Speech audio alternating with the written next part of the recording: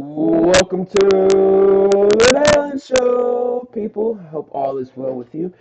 I apologize for being gone the past couple weeks, but I usually try to take Thanksgiving off, and I've been kind of gone and traveling the past 2 weeks, so a lot been going on. But I appreciate you guys sticking with me. The support again has been so tremendous and lovely. I can't thank you guys enough for that.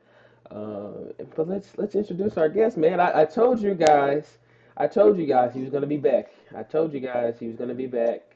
So please, It's been please welcome Mr. Moses Kingsley back. I mean, thank you. Again, I appreciate you having me back on the show. And it's been a busy 6 months for me. That's why we haven't been able to do this. So again, appreciate the patience. Anytime, my friend. Well, let the people know. I know what's been going on with you, but you've had a lot of things going on with you lately. I know you had your basketball camp recently. You've been doing a lot of things back home in Nigeria. Let everyone know what's been going on with you recently. Recently, let me go from what I had most recent to the least recent. I last as of last week we had or 2 weeks ago we completed I we had a camp. And my foundation, which I just founded this summer, we had a camp for kids aged 12 to 17, and it was like a dream come true for me, and it was a dream come true for the kids. But at the same time, it was a dream come true for the coaches because this has been always been one of my dreams, to go back home and give back to the community, to the society which I came from, where I was made, where. Um, Even though people didn't think I was going to have an opportunity, Hmm. um, people helped me to get an opportunity, and I feel like it's an obligation. It's almost like an obligation for me to go back and give back to the community, give back to inspire the kids, especially because people don't think sometimes the small things you do for kids. Because I remember as a kid, a lot of people did small things for me, and those things added up to inspire me, believing that I can do things, I can achieve my dreams. I can leave the place that I was born in, and I can chase my dream in another country. And so many people didn't see that dream, but it was I was inspired by people. So I'm trying to inspire the next generation, and I think that camp. I hope even if it's a one kid or two kids who are inspired to Yeah. chase their dream, that will really, we would have achieved our goal. It's getting to know you, man. I And that's say that you're good. and I said I was going to backpedal. I was going to so from after the before the camp, I had some other projects I was doing, but this ones are more private Hmm. projects, and because I'm currently still on the break from basketball. I don't know if people know this, but like it's only a few people know this. My family know this, and a couple of friends, but I am I haven't played basketball. I'm not playing professional right now because I'm taking a break. I spend time with my family. I went home and I spent. By the way, I'm not home right now. I'm back in the U.S. But when I was home, I I spent so much time with my family because I haven't seen my family in the last 13 years. So since 2010 when I came to the U.S., I haven't spent more than a month with my family. Yeah. So I went home. I went home in 2012 when I was in high school, and I stayed about 3 weeks, and then I didn't go home after that till 2017, and I stayed about 3 weeks. And 2018, I stayed about a month, and then so this since May or since June that I was home in Nigeria. It was amazing spending time with my family, getting to know so many things about the city again because I had forgotten about so many things. But it was mainly, spending time with my family. I'm gonna come right back to that because I want you to give your introduction, but also, getting to know you. You are very fond on helping people that helped you get where you are today. And I Hmm. love that about you, that you don't forget what people have done for you and people that have tried to Hmm. help you. You're very fond on that. I love that about you. And I just want to tell you that I really do love Yeah, that thank. about you. I appreciate you saying that.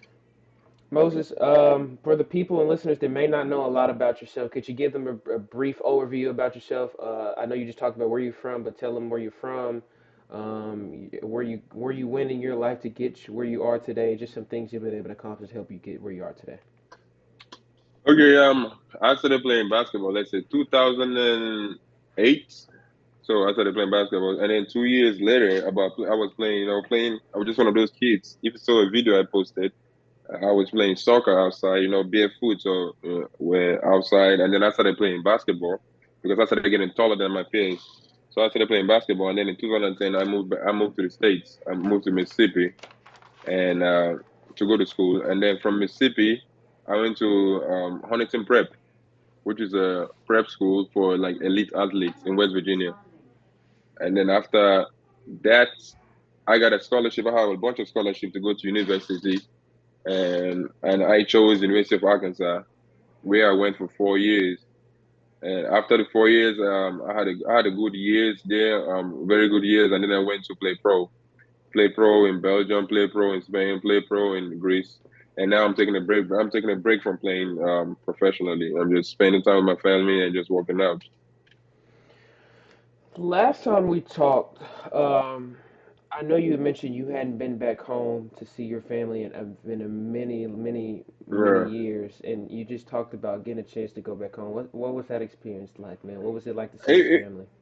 it was an amazing experience right from the airport because I was received based on I was so many people came to see me, came to receive me, and because they haven't seen me in a long time. I haven't seen them in a long time, so it was just like so. It was very emotional, right from the airport.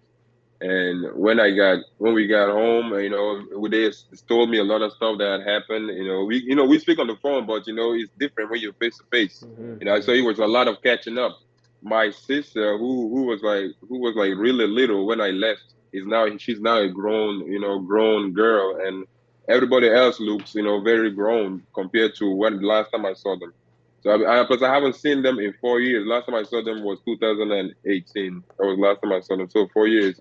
And before that, it was just like 2012, and then before that, 2010. So I, but it was very, very, especially spending time with my mom because I hadn't seen my mom. I hadn't spent so much time with her. So I made that a priority to spend time with my mom, like especially Sundays because I was living different. I was living in my own separate place. But every Sunday, I'll make sure that I came and spend so much time with my mom, and that was therapeutic in a way. Spending is there's nothing like mom. Yeah. Whether no matter where you go, no matter where you go, travel the world, do this, play basketball, do this.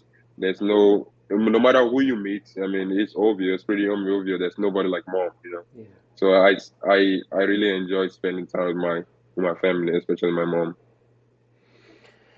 Moses, take me back in time, and instead of now, what was it like growing up in Nigeria before making the move to the U.S.? What was life like for you? And when did you originally start playing basketball? When did you start getting into it?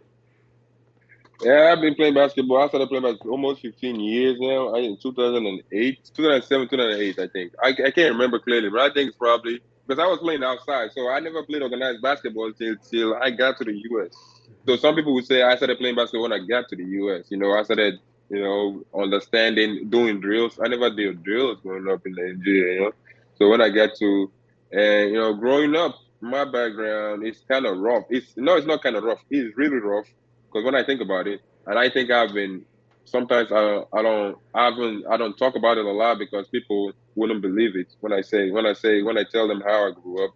But sometimes I don't like I because I think but then again I have to say my truth. That is because without that background, I wouldn't be who I am. You Yeah. know what I'm saying?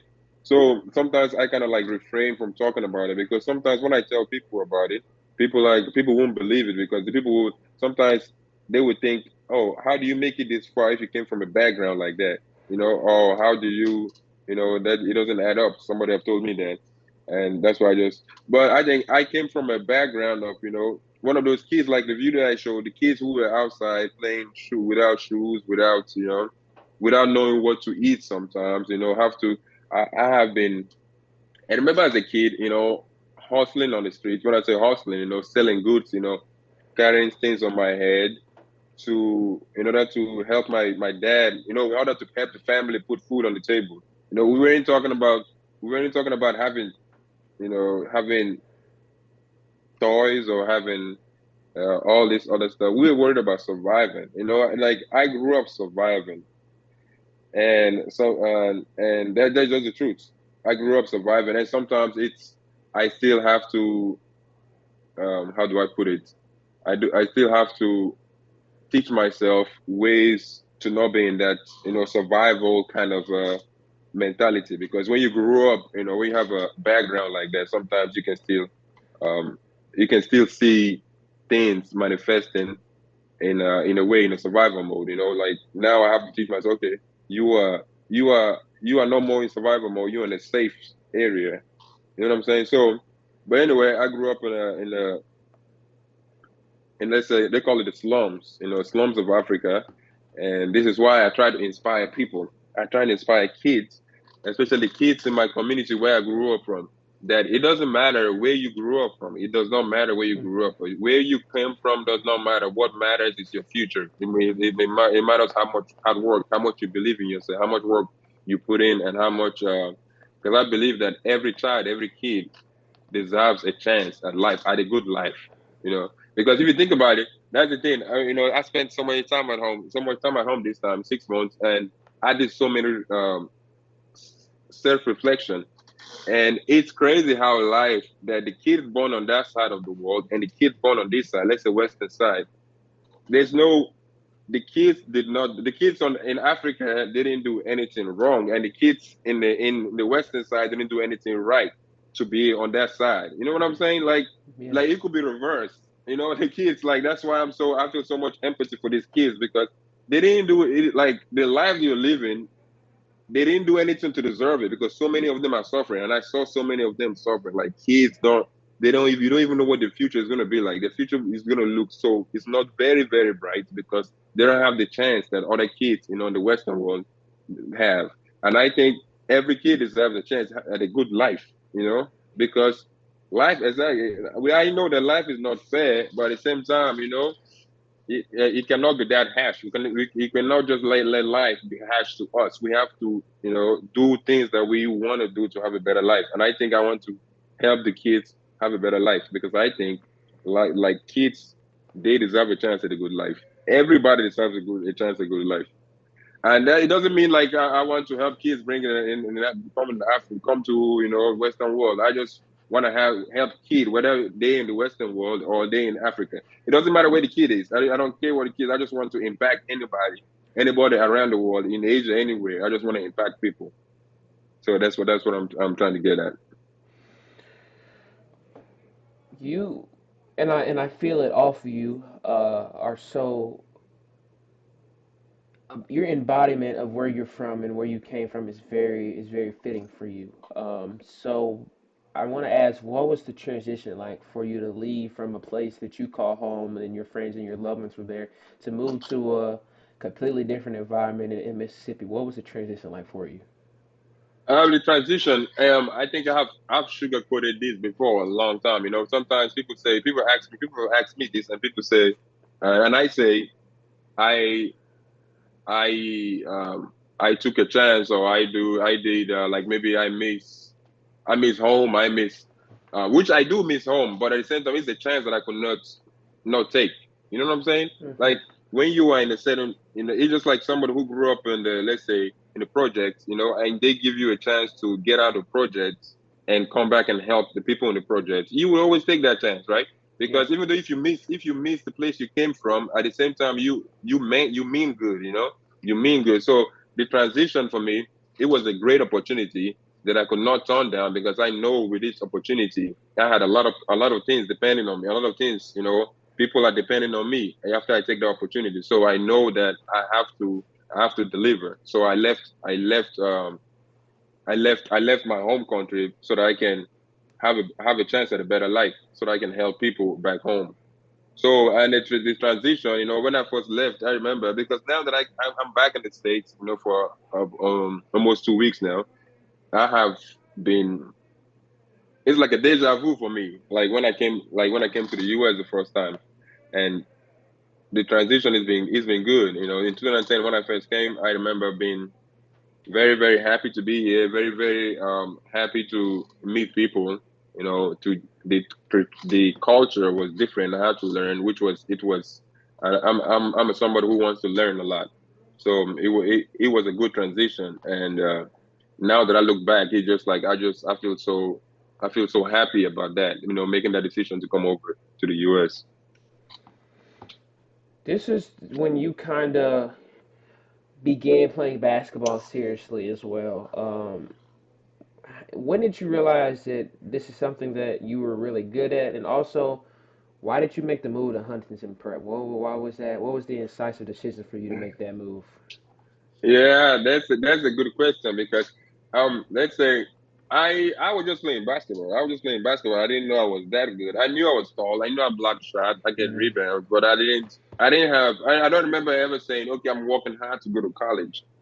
Because I remember even my peers telling me that I wasn't good enough to, even go to a D1 school, or I don't remember the community. They said they probably thought I was going to go to community college, which maybe at some time I thought, okay, even the community, because a kid like me, you say, okay, I have a chance to go to community college, I would be so happy, I would be Yeah. so I didn't care what. So they were probably thinking, oh, community college is so low for me, or that would piss me off if you say I'm going to go to community college, but I didn't care, I just wanted an opportunity, I just wanted to keep playing basketball. So, but then after that, I started playing AAU. That's when I started realizing, okay, yeah, I'm pretty good. In my within my age group, I'm pretty good. And then I was ranked, so I was just like, okay, I use that as motivation. That okay, I'm ranked this, so I want to be high. I want to be high on the ranking. This is the way I want to stop. So I started working harder and harder, and I stay in the gym longer, and and uh and that transition, because it's about working hard and transition and working on your weakness, but at the same time you're retaining your strength. So I retained the strength of blocking shots and getting rebounds while I was working on jumpers, or understanding the game. So with all that, and then when I left New Albany, because in my opinion I wasn't getting the physicality I wanted in Mississippi, Right. because at the time I was number one player in Mississippi, and there was no competition there. I would play against people who were 6'4", 6'5" centers, 6'3" centers, and that wasn't going to get me better. And I was looking, they were already getting scholarship. I was already getting scholarship to all these schools, and I was thinking to myself, I cannot do good in college if I keep playing against these people. This Yeah. so to say, average or below competition, who are going to make me better. So when the coach of Huntington approached me, I I thought about it. I used a weekend or a week to think about it, and I thought, okay, so and so will be there. All these high levels players will be at Huntington Prep. I will be going against these people every practice. I will have so and so type of strength coach. I will be living in so and so place. So I made all that I considered all the stuff that would help me in my career before I made a decision. And a lot of people were not happy with that decision. A lot of people who I thought were my friends, people who I thought were like family to me, they changed. They changed their color. They showed me their real color, so to say, because I made that decision to leave. And I remember that because now it's fresh to me, especially now that I came back to the US, because all that stuff becomes fresh to me. And but I still stand. I will always stand by that decision, because that decision it changed my life, not just in basketball. I expanded the people who I knew. I didn't just know people from Mississippi. Now I know people from Ohio. Now I know people from West Virginia. Now I'm making contact with people. I'm socializing with more people. And people in Mississippi are my Mississippi is always in my heart, always, because that's the state that changed my life. I still have family there. I might go visit them soon. I still have my legal guardian is there, my friends that's still there. But the decision to go from New Albany, Mississippi to Huntington, West Virginia, at a prep school, which we became number one, in the country as a prep school. It was a decision that, let me say, an executive decision, because I knew it was going to help me, and it did help me tremendously. And I was going to ask you that. How vital do you think Huntington Prep was to your success as a collegiate and a professional basketball player? No, hey, repeat that again. How vital was moving to Huntington Prep for you to be a great college and pro player? Okay, that's another thing because when I went to Huntington Prep, it was like I was in college semi, in a Mm-hmm. semi way, Yeah. because then now you have a strength coach who doesn't have another he has another job, but his main job was Huntington Prep, like he understood our body, he knew what we needed. So Mm-hmm. that first of all, you need strength. Yeah. So he was transitioning us on what college will be, because in college you have all these, you have to lift heavy, you have to do all this stuff, and he didn't have to worry about people who was like when I was in Mississippi. I think our strength coach they were worried about people not doing them. But if you are around elite athletes, they know the importance of lifting weights. So Yeah. more of them, they will do it. So, and if you're around that, you want to do it too. Like, not because I'm not saying that because I won't do it, but you just like you want to be around people who want to win in life. So again, I'm not saying people in Mississippi are not doesn't want to win in life. I'm just saying, around winners who want to go to college, because obviously there's more people in Huntington Prep who are going to go to college than people who are going to in Mississippi. So that's and then the fact that I was living with a family, but I was a little bit dependent on myself, a little bit, just a little bit, and that kind of prepared me for college. So when I went to college, I knew I was going to be dependent, and the family I lived with, the Thomas's family, they helped me get ready for that. And it wasn't the another thing. It wasn't their first. I wasn't the first person they had hosted. The family, they have hosted other collegiate, players who were doing good at the time. They hosted Gobi Jang, who is an NBA player now. So they hosted all the other people, and I also was living with them with Andrew Wiggins at the time. So he was just like people who had the same goal as me, people who wanted to be higher in life, people who wanted to Right. yeah, just like the same goal as me. Right. So that kind of motivates you. If you go to practice and you go against the best, you end up Right. trying to be the best. That's what I mean.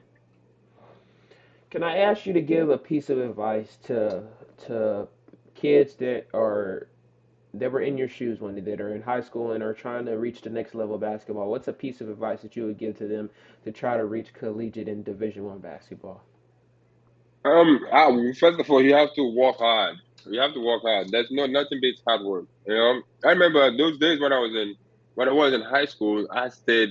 I have never actually said this before, because in the past I thought I was gonna get in trouble. Maybe I would get in trouble. I don't know. But like when I was in high school, I remember making peanut butter sandwiches in the morning, and and I wasn't making them for the break time for lunch or nothing. I was making them so that after practice, 4 p.m. after practice, I will go hide in one of the locker rooms, and the coach, look, and the coaches, one of the assistant coaches or the coaches will lock the gym, chase everyone out of the gym, and lock the gym, and then I would come out, and then I would turn on the light, and I would keep walking out. I would keep shooting the ball. I would sit there for hours. I would sit there Hmm. for like four hours, and I was in high school. So, and I was doing that numerous times. I knew I was gonna get in trouble, but I didn't care. You know, not get in trouble really because I wasn't. It was just like I'm not supposed to be there, but at the same time, I Yeah. love the game so much that I didn't. I would like. I would be hungry, and I didn't care about being hungry. I just needed water from the fountain, and I had my peanut butter sandwiches, which I loved eating at the time because I love peanut butter. So that was the sacrifice I was willing to make. I wasn't ready to. I was love the game, so I was ready. I was almost like obsessed with the kind of player that I would be. Yeah. Sometimes you like thinking, wow, if I keep putting this work Right. every day, if I keep putting in this work in 1 year, in 2 years, in 3 years, I might be this. So you keep putting in that work, and another thing that motivated me was like, if I'm not putting that work, somebody else was putting that work somewhere, to take my spot in life or whatever we're doing. So that always motivated me. So it's hard work, and I say listening to your coaches, man. That's one of the things I will always listen. You are not always right, and because most kids now they with this era of social media, everybody wants to look cool. Everybody wants to be the guy. Everybody wants to be this. Especially just look at. I love watching Arkansas team play. I watched the game at Maui. In Maui, I was so impressed. Forget about the winning. Forget about winning and losses. You put players like that on a team, and there's no ego. Everybody's happy for each other. I've never been on a team like that. Like I'm saying it right now. I've never, for all the years I've played basketball, I've never been in a team where everybody's happy for each other. There's always two, two or three guys who are just like, it's all about them. If the team is doing good, if they don't care if they're not doing good. But I don't see that with the Razorbacks. So I love watching them play. And so always listen, be be empathic with your teammates, show love. So hard work, listen, be empathic, show love and just be fair. I think life, if you're not fair in life, um, it's not good because then you don't get to experience life fully.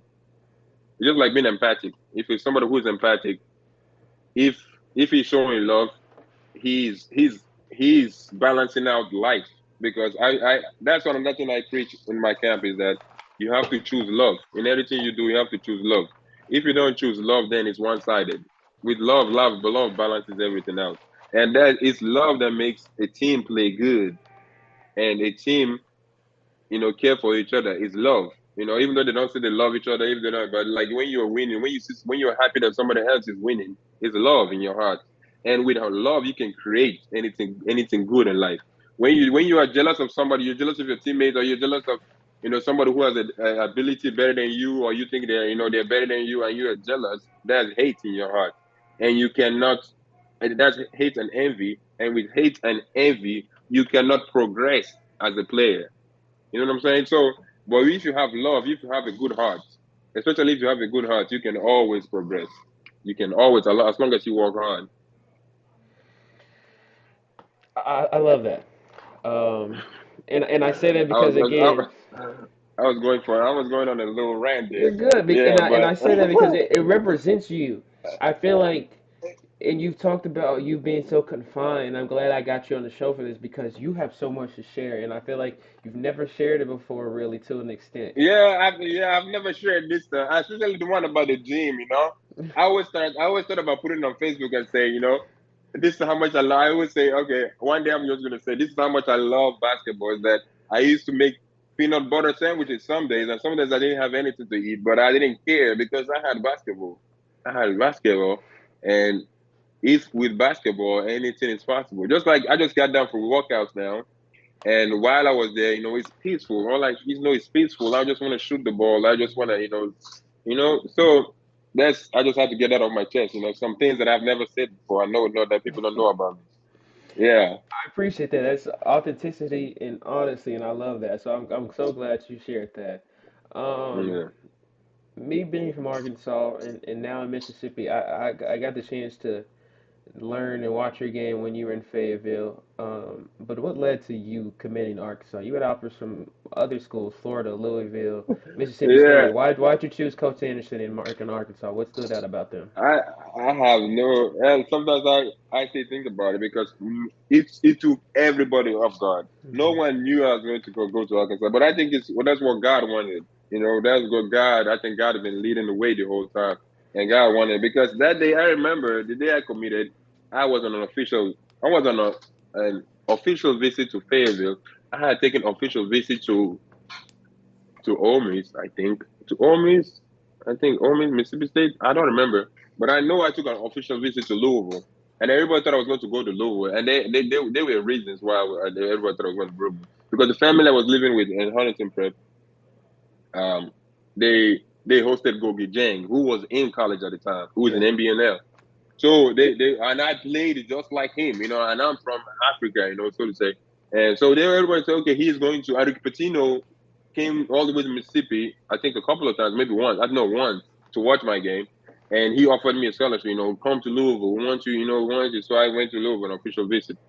So, but when I came to Arkansas, November 15th, yeah, November 15th, I think, of November 14th, 2013, 2012.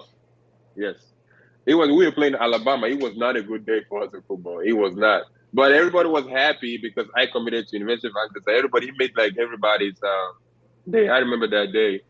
But I chose Arkansas because I just love the program, especially Mike Anderson at the time. He had a dream, he had a vision. He had just gotten the job like a year or 2 years Yeah. prior, and he had the vision. Okay, see, this is what I'm trying to build right now. Maybe I don't have the players, but with you and Bobby and a couple of other dudes who are coming in, we can have this dream. We can have this, and I think in my opinion, he achieved that dream with us because we went to a tournament. We had 26 wins, 27 wins. Yeah, 27 wins, which is a lot compared to when I came there when they were winning, 18 or 19 games.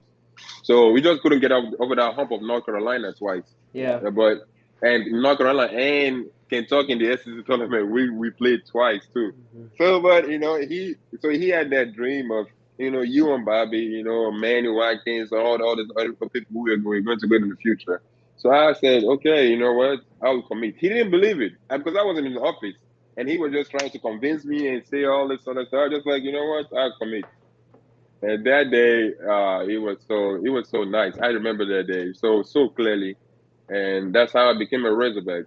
And again, when I made that decision, a lot of people didn't like it, but I didn't care as long as I liked it. So I would just, yeah, that's how I became a Hog, and that's how I spent 4 years, playing for the Razorback. And then again, after my second year, I never told anyone this.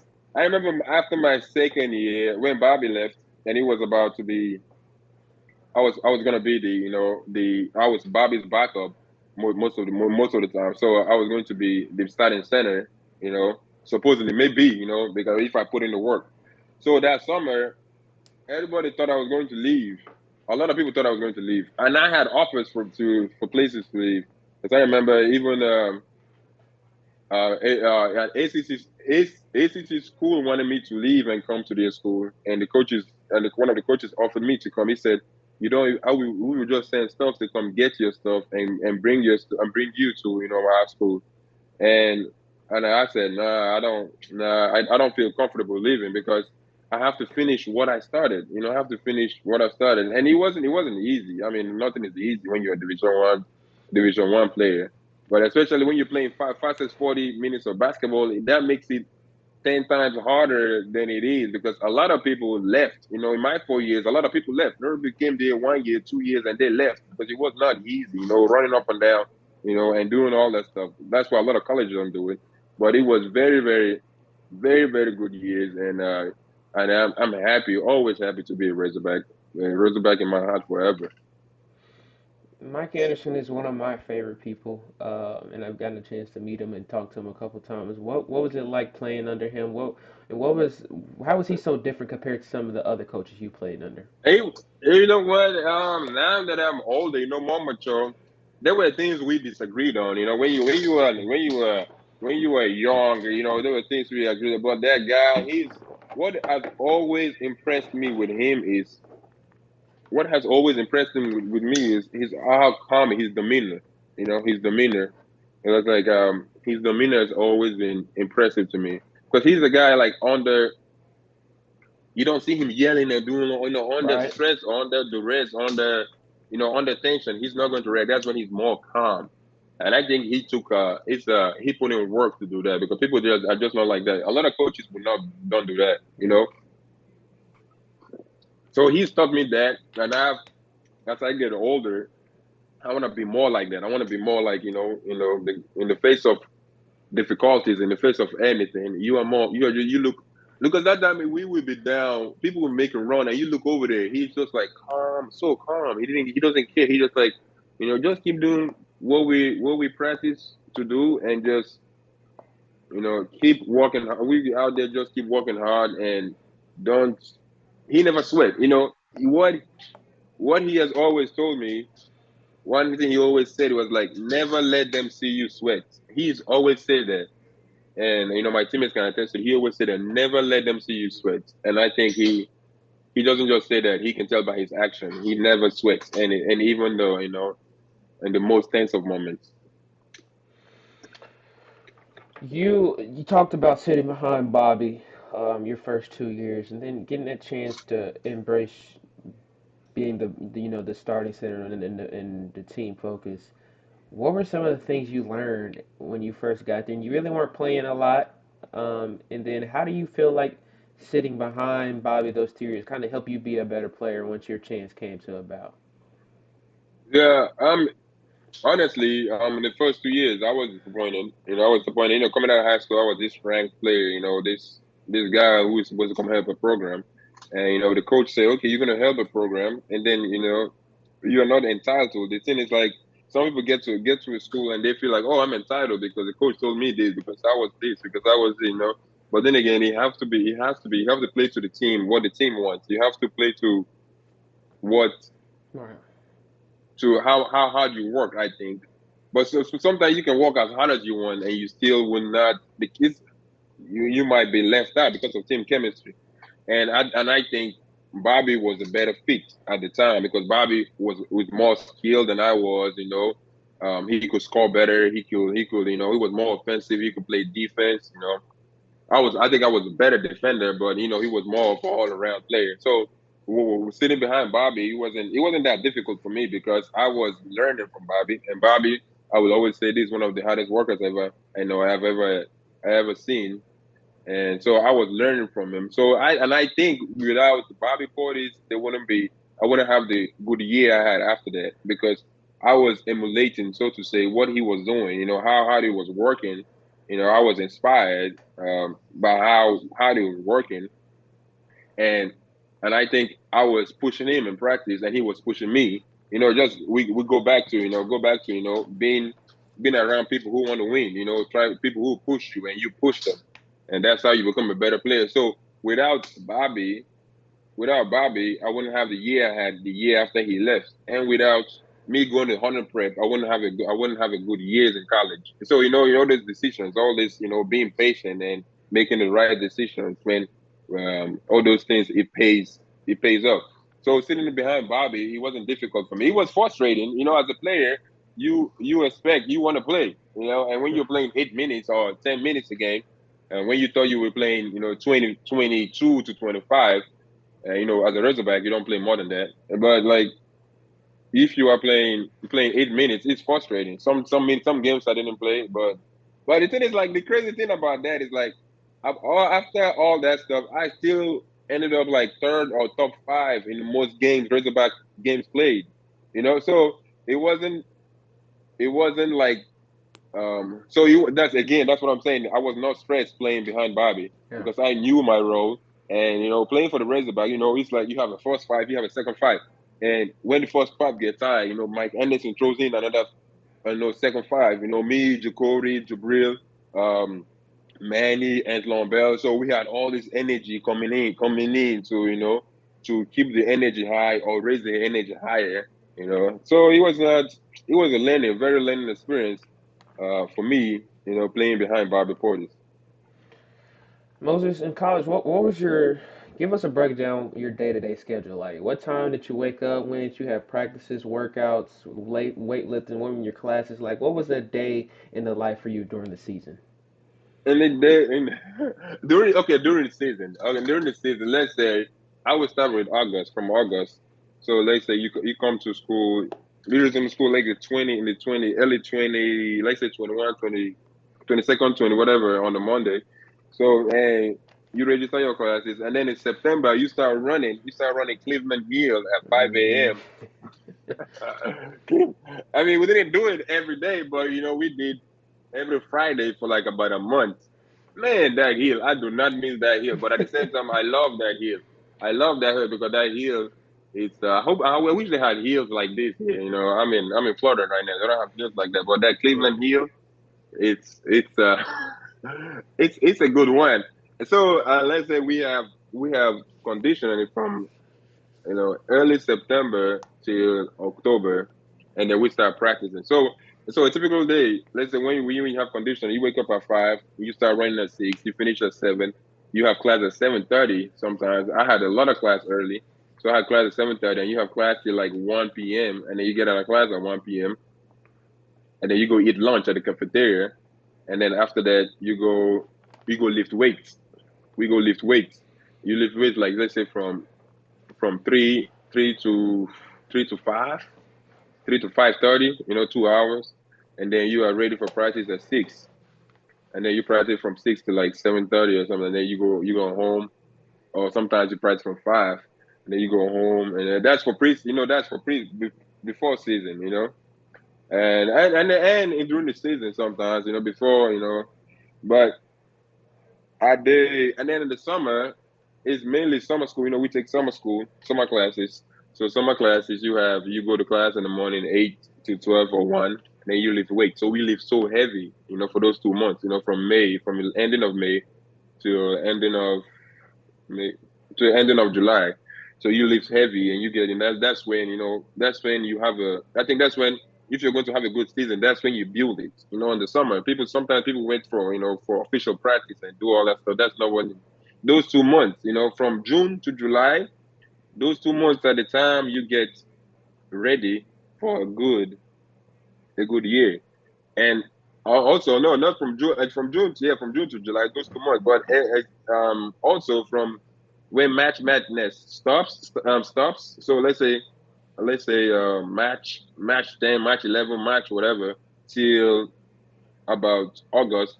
That window is where you get better. Is that window of separation. The player you were, like say your player averaging 5 points and you want to average 14 points or 13 points. Those months there are where you do it. It's not in the season. You do it in those months. Because then it transferred when practice starts. And then the coach is like, wow, this guy is really, because the coach is not with you there. From match. So he doesn't know what you're doing. He doesn't know what you're doing. You show him what you've been doing in summer, in when September gets there, Right. and he's like, okay. And coaches, we always reward somebody who has made improvement. It's just like, it's common sense. Yeah. If they know, okay, this guy couldn't shoot last year, and now he's shooting the ball. Okay, we're gonna give him more minutes. You're gonna. It's just common sense.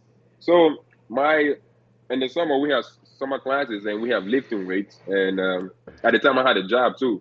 Like I had a part-time job with the Boys and Girls Club, which I loved going because of the kids. Again, the kids were there and they always made my day whenever I see them. So I will do classes, do weights. No, I would do classes, do Boys and Girls Club, and then come back and do my weights. So it was just like that. And then sometimes we had practice. We still have like 20 minutes, no, 40 minutes a week practice. So 20 minutes on maybe on Monday, 20 minutes on Tuesday, and then weights the rest of the week.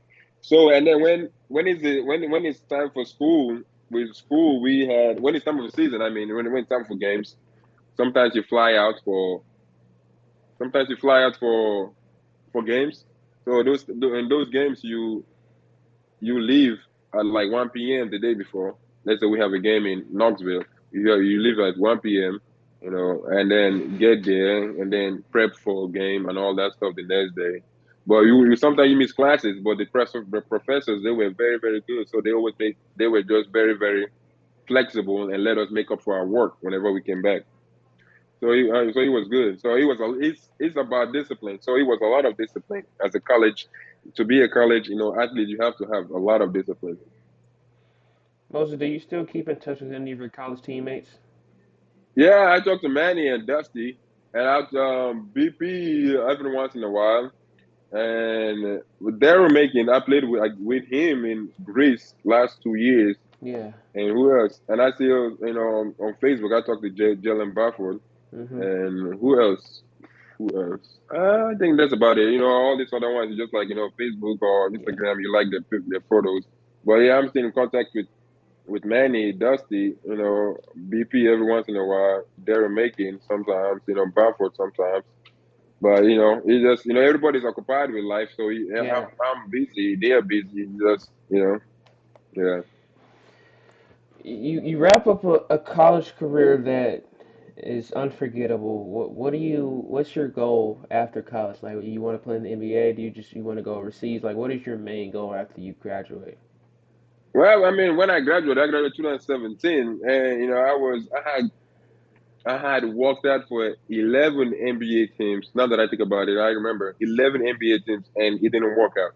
None. I didn't have no calls from any of them. And at the time, it was very frustrating. And then I wasn't even thinking about playing the G League. I was just thinking about, because again, that's the thing. Again, my motivation is to make some finance, to make some money. Yeah. And when the NBA, I was just like, okay, I have to go to Europe. I cannot go to the. Right now, I cannot take to go to the G League and make. I have to go to Europe for 1 year, and then I return back to the Yeah. NBA. and it did not go as planned. Because I got injured at the end of end of the year, that year that I left, and then that injury led to another injury, and then led to another injury. So it was just like my dream, obviously, was to to go to the NBA, but sometimes things don't work out in life, and I played a few years in Europe, and then now I'm taking a break. Maybe I might go play again there, maybe I might not. But right now, I'm just spending time with family, visiting my visiting my family, and just spending time with them. You talked about playing with Daryl Macon in Greece, and that's still a very huge transition for you for after being in America for so long. What was it like playing overseas, man? And what did you learn and experience about professional basketball that may have been different from the lower levels that you just been playing in? Basketball in Europe is different. You always say that it's different. I think it's kind of tougher. I think it's kind of tougher because then you don't have the space. People in the NBA, they have space. They have a lot of space. First of all, the 3 point line is is bigger. It's yeah, it's bigger. That's a word. And you have 3 second calls, so you cannot sit as a defender. You cannot sit in the paint. But in Europe, you can sit in the paint. For guards, especially for guards, transition. I think some guards, I've seen guards who struggle transitioning from from maybe the G League or the NBA into playing in Europe. Because in Europe, you play in the G League, you make one move and you just boom, you laying the ball up. But in Europe, it's not like that. You make another move and you blow past your defender, then you have another big, and then you have another big. You have to beat both of them, in order to score. So it's kind of different. But I love the American way. I love for sure. I love. There's no comparison. Hmm. If you put both of them, I would rather take whether it's college or high school or NBA. It's more organized. It's more organized. In my opinion, it's more organized. It's more free. It's more free. It's more. It still has something to it. I don't know how to put. I can't put a word on it, but it's more free. It's not. And with Europe, it's more of a. It's a lot of rules. Teams they don't play free all the time. When they coach, you have all these plays, and you cannot. Sometimes you cannot, even though if a three is open or if you have a layup, you cannot take the layup because the play is designed to go a certain way, so you cannot deviate from the play. You know what I mean? So Europeans are more like they want it this way, and the coach runs the play. Oh, I don't want you. Even though if you make a move to beat your defender, I don't want you beating your defender. I want you to run the play that I want you to run. So he's just like more strict. So that's why I say the basketball in America is way better. Freely. It's more free because then in the NBA, if you run a play and there's a breakdown, defense breaks down. You don't care about running the play anymore. You just want to score. You want to score because the defense is broken down. But sometimes even if the defense is broken down in Europe, they would still want you to run the play, especially for guards. I feel for guards who just came from US to come to Europe because Yeah. then they don't understand that. They be like, I have a layup. I just beat my defender, and the coach will be like, no, pass it to the big or make that one more pass, and they get frustrated. But yeah, the difference I think basketball in the US is more free than Europe, and that's my opinion. Somebody can think different, but that's my opinion. I want to ask you, because it's always I always get an intriguing answer when I ask this. But if you could have dinner with three people, dead or alive, who would they be and why? Three people that I would say, they don't, first of all, I would put me first. I want to have dinner with me because I feel like I'm awesome. Like I want to have dinner. Sometimes I want to see myself from another point of view. Like I'm not joking. But apart from me, let's take me out of the picture. Uh, Three people. I cannot think about three people. If you asked me this question a year ago or 2 years ago, I would have had three people. But three people, I would have to say three people. Three people. Uh, I would say Kanye West. Okay, I would kind that's of have because Kanye West he's so intriguing. He's so controversial. He's so crazy.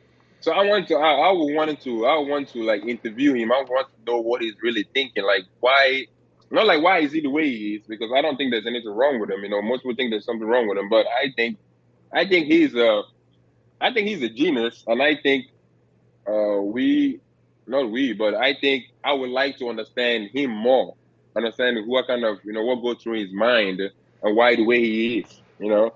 So I will, yeah, well, that's dinner with Kanye West and dinner with, you say three people? Wow, that should have been that sounds easy, but I want Jordan. I don't know whether you know Jordan Peterson.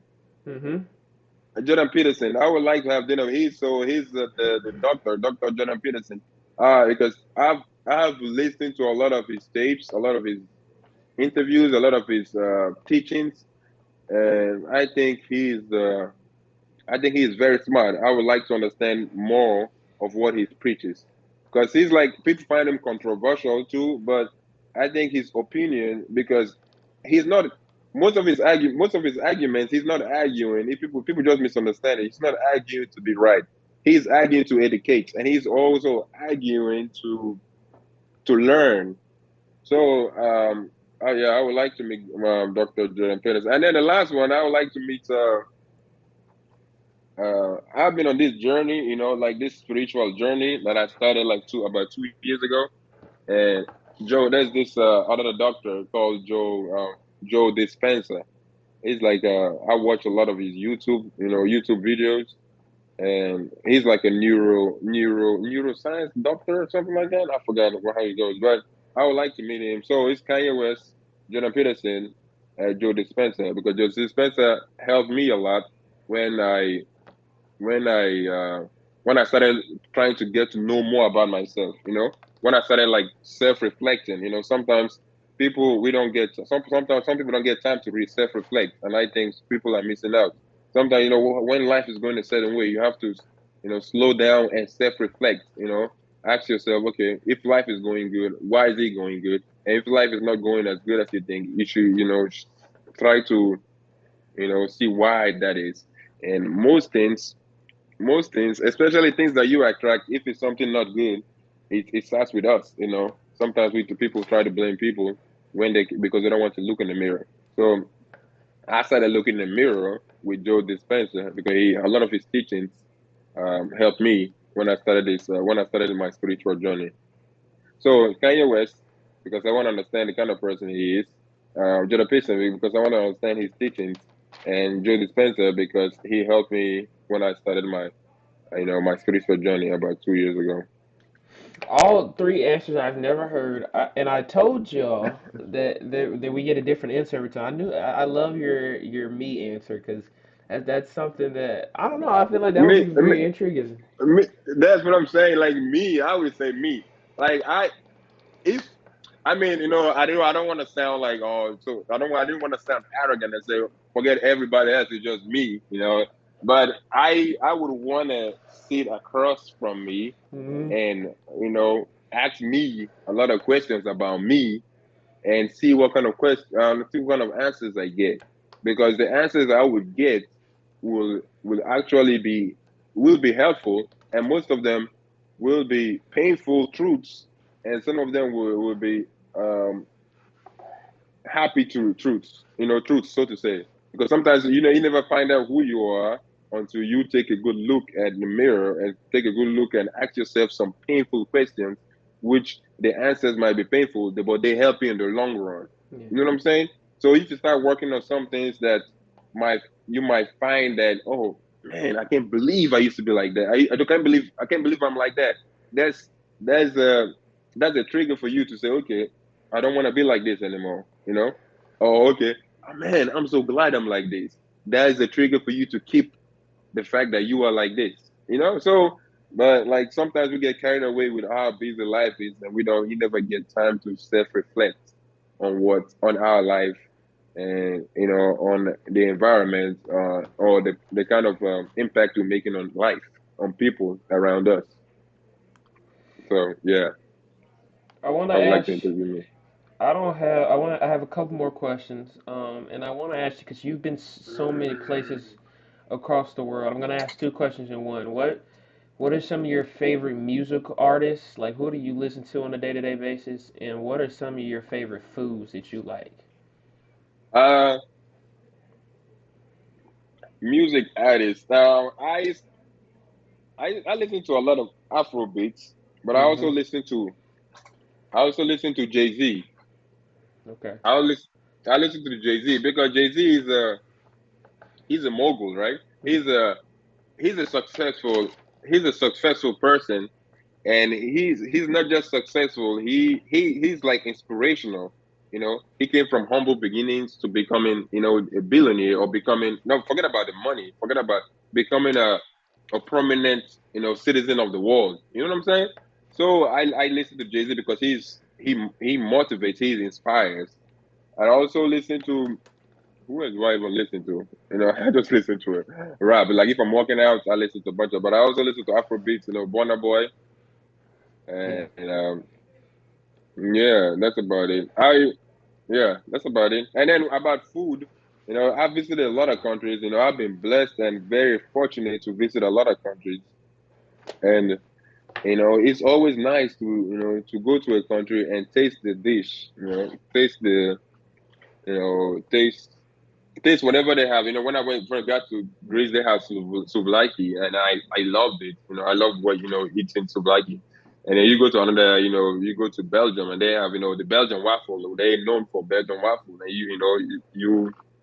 I like experiencing different cultures through pictures, through buildings, because I also like seeing the differences in buildings. America, you come to America, and there's a way they build the buildings based on the weather or based on where America is.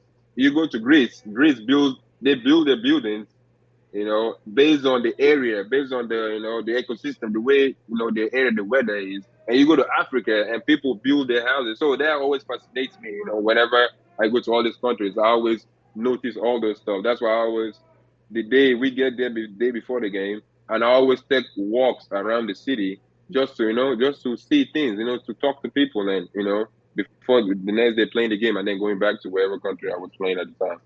So, and I have favorite countries too that I have visited. So some countries I've visited more than once. And when I went to Czech Republic, when I went to Prague, I loved Prague because it was my first time there, and it was different than other cities I've been to. And I remember going to Paris. Paris is like number one in my list because Paris it was wonderful, man. And I also remember going to what's it called? I also remember going to Milan. Milan is awesome too. So I've been, just like I said, I've been so fortunate and very, very, blessed to be able to experience different cultures at, while playing basketball. So it's just like so much blessings on blessings. Um, I'm last thing, and I always ask this By the is way, I'm enjoying this interview. By the way, I'm glad with, like I'm really glad we're doing this because I'm getting to man. express myself more. Mm, And I love it. I appreciate that, man. No problem, man. I really do because that's just kind of why I started the show, man. So Yeah, see, so this it's it's nice. I appreciate that a lot, man. I'm gonna try not to get emotional on camera for you saying that. But Man, but but it man, means emotions is nice. No, go ahead. it means a lot to me. And you caught me off guard by saying that, but it means a lot to me because I've said this before, but I started the show for two reasons. So people listening and watching can get a chance to maybe get some advice or wisdom that they need to get through a problem in their life, or just something for them to listen to and watch and learn about someone Mm, else. But also for people that I'm interviewing, for them to be able to have a place to share their journey and their platform. mm, And so that really just yeah, I appreciate you yeah. for saying that, man. Thank you. Yeah, yeah, you've been doing an awesome work, and I love that you said you put the people, obviously the people first, because and it's about learning, and this is what I've been about. I've been about because I've had so many experiences, playing basketball and in just in life, that I think, those experiences happen for me to be able to, help other people to avoid some things and to help other people to achieve something. You know what I'm saying? Like, so if there's a pitfall there that you have been through or you've been through, it would be nice for you to tell somebody and say, don't avoid this pitfall because I've experienced it. I know what it feels like. And if there's a chance of uplifting somebody, of giving somebody a chance, of achieving something great that you have achieved or you want to achieve, you can, push them on and say, okay, you can do this. I believe you can do this because I've seen other people do this. So a lot of people inspired me, especially my camp. I told Bobby this on Twitter. I replied to him. Bobby Portis and so many other people, Bobby Portis, Gogi Jang, who else? Bismack Biambo, all these people that don't even know who I am, but they inspired me to do, to create the King Moses Foundation, what's it called? Yanis, with the course he did in Abuja, or with the things he's doing, anywhere he's doing it.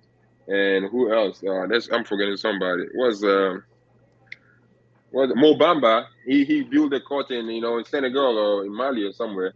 All these people doing all this stuff. So I'm just like, okay, imagine all this. Imagine all the basketball players anywhere you are in the world. So you're a superstar in China, you're a superstar in Africa, anywhere, and you are helping the kids anywhere you are, right? So Steph Curry is helping the kids. King James, LeBron James is helping the kids. Embiid is helping the kids in Cameroon. So if all these people are helping the kids, the future is so bright. The future is so bright for the kids, brighter for the kids than the people who are trying to impact them. So if you're helping so many kids, let's say LeBron is helping so many kids, and he's doing more than people were doing when he was a little kid. So there's gonna be more LeBrons in the future. Hopefully, we might not see it now. Because I went home and I remember, and basketball has grown so much. From the years I was back there, because people are coming back home and making impact now. People are coming home from the US and doing camps, and people are more. So Mm. basketball is getting bigger. So you never know the next Precious Achunwa, who plays for the Heat now, he plays for the Raptors now. He just in Nigeria a few years ago, and now he's in the NBA. There might be more Precious Achunwas in the future. There might be more Gogi James in Senegal. There might be more Joel Embiid, Pastor Siakam in Cameroon. But if they never get the chance, so that's another thing. It comes back to chance. If they never get that chance, of being shown what is possible if you dedicate your life to basketball, then they will give up. You know what I'm saying? Especially if you're in Africa, where it's survival. Because, like, as me, I was fortunate to play basketball because my dad's shop wasn't far from the basketball courts. So I will go to the basketball court. So what about a kid who lives far away, who cannot afford transportation to go to the courts every day? He will give up because my dad doesn't give his dad doesn't give him money. He does not work to have money. So how is he going to go to basketball court? But if you put more basketball court close to where he lives, he goes to the basketball court more, and there's a chance of him making a good life from it. So it's about again, it's a slim chance, but it's more chance. You understand what I'm saying? It's more chance if you give, yeah, give more chance. Appreciate that, man. And you talking about that, it kind of leads me into really my last question for you. Two and one. What one piece of advice, doesn't have to be about basketball or anything, but what's one piece of advice you would give to someone that's watching or listening to this right now? What's one big piece of advice that you give to them? And also, what legacy do you want to leave behind? Like, this legacy is very important to me, and I always like to know what do you want people to always remember about Moses Kingsley? And so the first question you said, no, remind me the first question. What's the question? You said 2 and 1, right? What's just one piece of advice you would give to somebody Okay, the watching one I right want now? one piece of advice is always have. I think always have a good heart.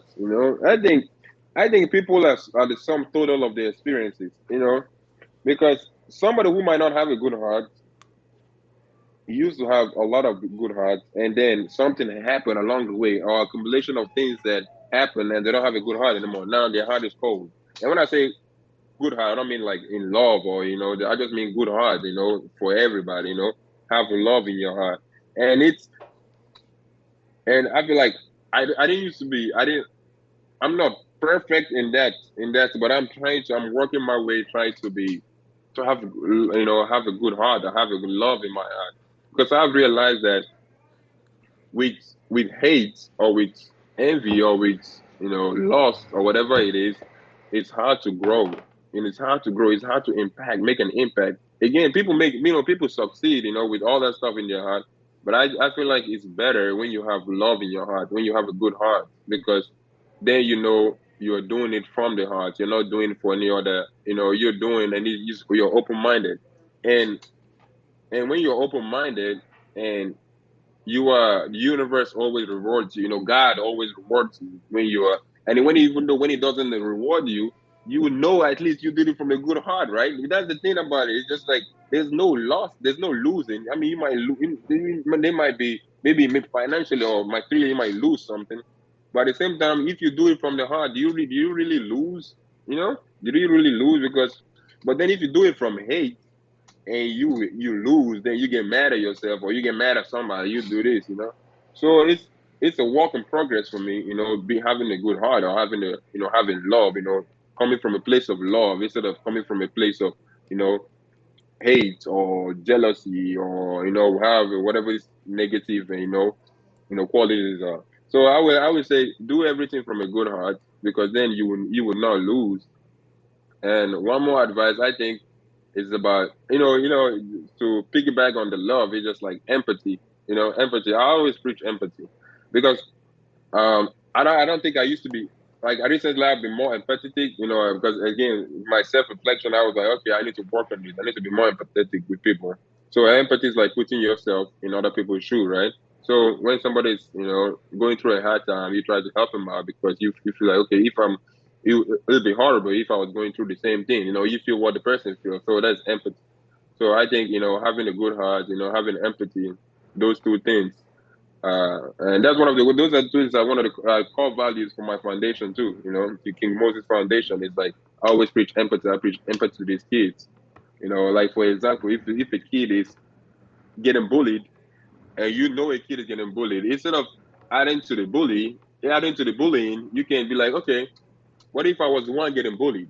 And the bullying is like, is going on everywhere, online everywhere. What if like, okay, you in the hallway and you see somebody get it's like, wow, I would not want to be that kid. So I should help that kid. I should fend off these bullies instead of trying to join in on bullying this kid and make him feel better about himself. So empathy and love and having a good heart. Those two things or those three things. Is my advice to anybody watching. Thank you. Um, And the second question, you said, leaving a legacy. I think this is the thing. It's always been my dream.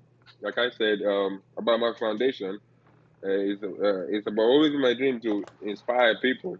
So it's always my dream to inspire to give back. Like I was giving. I always say that, like always give back like I was given.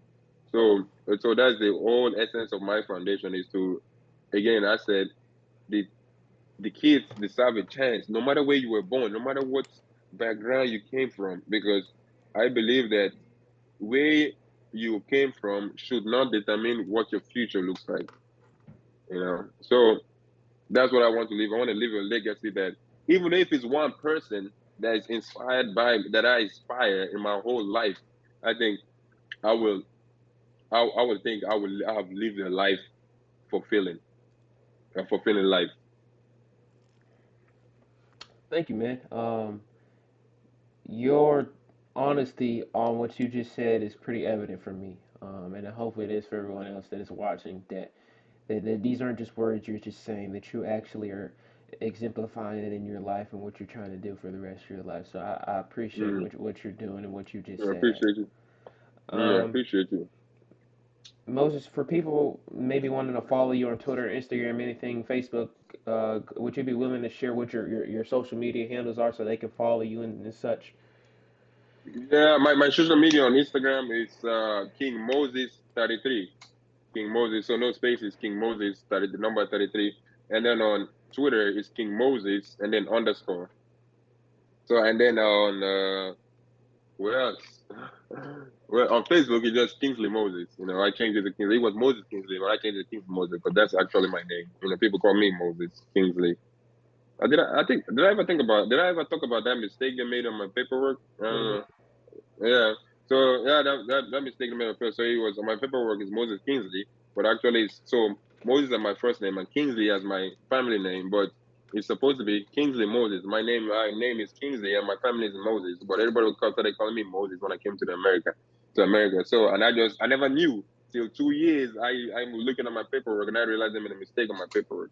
Anyway, so yeah, that's and also my name, my foundation is King Moses Foundation on Facebook, King Moses Foundation on Twitter, and then King Moses Foundation and King Moses Found because they wouldn't let me put more than 15 characters. So King Moses Found on Twitter. So all that stuff is on my pages. If you go on my pages, you can click from one place to another. Yeah, and Yeah. you guys keep following. I'll drop them. I'll tag him and everything. So you can just find his social media pages as well on my page as well. If you ever want to reach out or anything, I want to say thank you for not only and I say this because we worked on getting the first interview done so long, and then we trying to get back I with mean, our look at you. schedules. Okay. This has And been then a long time coming interview, and yeah, so I want to say thank yeah, you, and I hope you guys enjoyed it as much as yeah. I did. I hope everybody listening. I hope everybody had enjoyed it. I hope I'm able to to impact and to learn from people. Also, I want people to ask me questions. That's the thing. I want to get people's opinion on anything. People, I want to help people, but I want people to help me too. And when I say help, I don't mean I mean like people can help you having a good conversation. You like for instance, if I'm having a good conversation with you right now and I see your viewpoint because I've learned so many things from people's viewpoint because sometimes I'm looking and I cannot see the things. So just like Jordan Peterson, the doctor Jordan Peterson, he loves, you know, meeting people because he wants to expand his viewpoint. So if anybody has questions, just shoot me a DM, direct message, and just or ask me or any mention me, and I would reply. I'm so happy to, I'm very happy to help anybody. Appreciate that, man. And again, thank you Yeah. so much for your words and just keeping in contact with me so we can get this done. It means Yeah, a lot, yeah. Thank you man. for having me. And I enjoyed this so much, and this is something that I've been wanting to get back to for a while. So thank you again. Continue blessing lives, my friend. Thank you again. Yeah, yeah, yeah, yeah. God bless, man. Yeah, thank you again for having me. Thank you for being patient this whole time. You're good, Yeah. man. And thank you guys for listening. I hope you guys enjoyed it. Please learn and love from this episode. Learn a lot. And continue to be blessed and give love to people around you at all times. Thank you guys. All God's Hmm. glory.